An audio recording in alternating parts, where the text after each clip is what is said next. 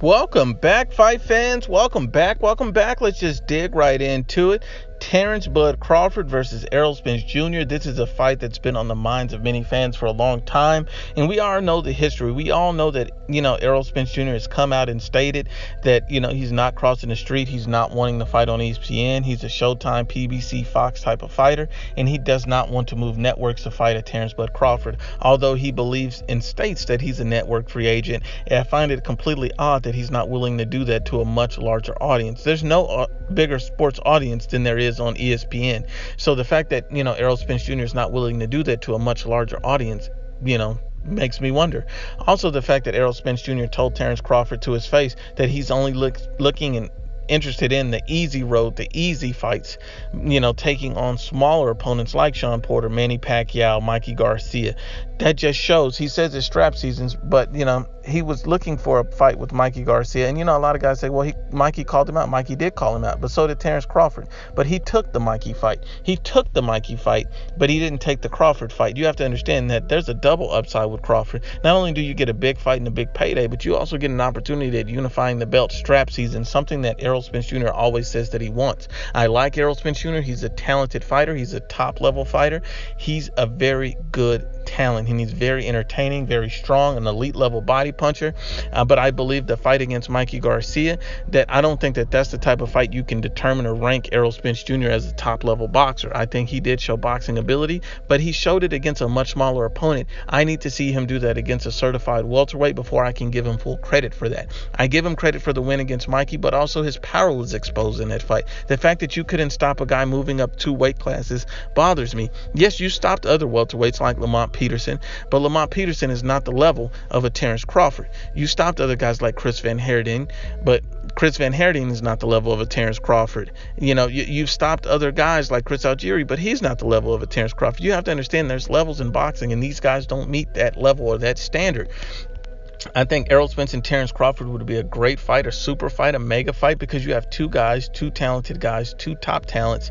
But at the end of the day, we all see that Errol Spence Jr. is not angling for a fight against Terence Crawford, and that's for a reason, because we see that Errol Spence Jr. is typically a more aggressive, dominant front forward fighter, a guy who's marching forward and takes a lot of punishment and shots. And you hear a lot of fanboys saying, well, Errol's proved he can box. He didn't prove he can box. He proved he can box against a guy moving up in 2 weight divisions. That's what he proved. He didn't prove he could box this way at welterweight, because we haven't seen him box this way at welterweight. We haven't seen him do anything like this at welterweight. Show me you can do this against a natural welterweight, then I'll believe it, because it's easier to dominate a much smaller opponent, but you still couldn't even stop him. So that raises new doubts and concerns that I didn't have about Spence before. You have to understand, you have to look at this from an unbiased eye. You have to look at this honestly and objectively.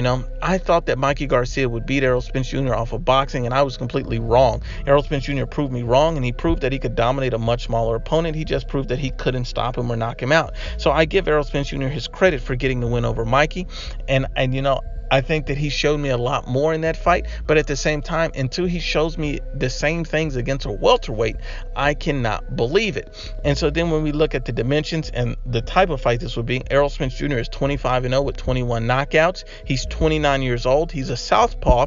He's 5'9.5" with a 72-inch reach.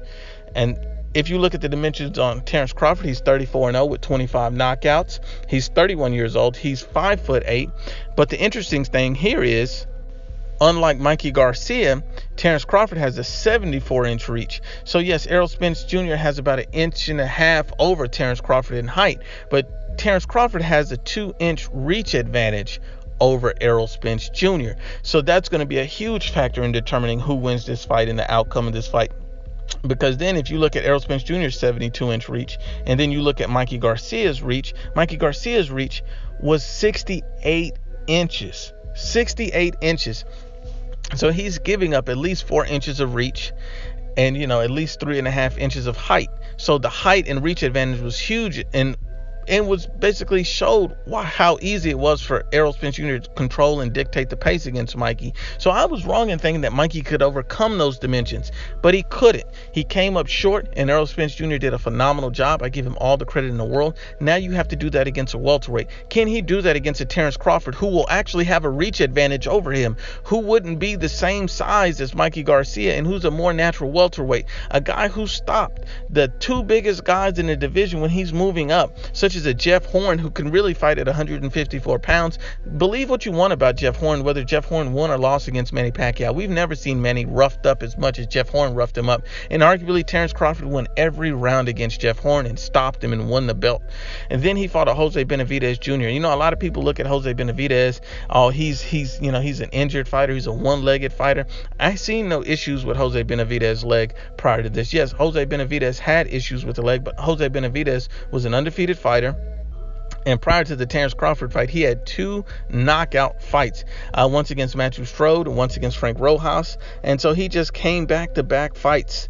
And he had no leg issues. He had no leg concerns. And he had, coming off of 2 knockout victories, a much taller counterpuncher, a guy who has a 73-inch reach, and he stands over 6 feet tall at 26 years old.